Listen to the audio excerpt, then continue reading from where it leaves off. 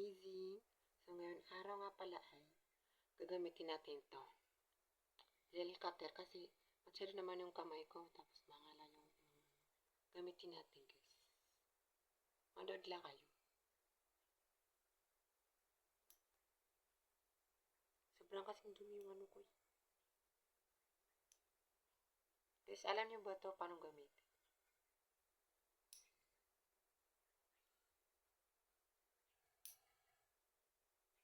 Kunti lang yung ano, tatapusin ko dito. Tapos na, wow! So, ngayon, may ilaw na tayo kasi na. So, tingnan natin yung mga notebook natin kanina. Binasa ko naman to kanina eh.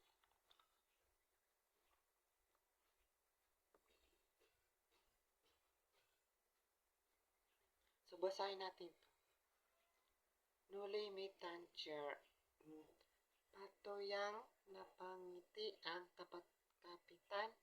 Nais ninyo maraming na mahul malikaw. Suring busis ko.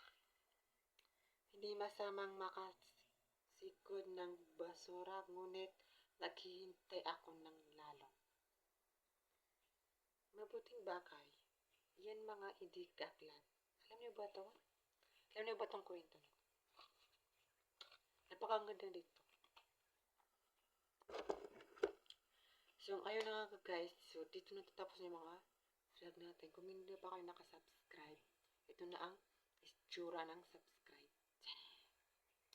So, salamat po sa pagsusuporta niyo po sa akin. So, thank you po for the watching.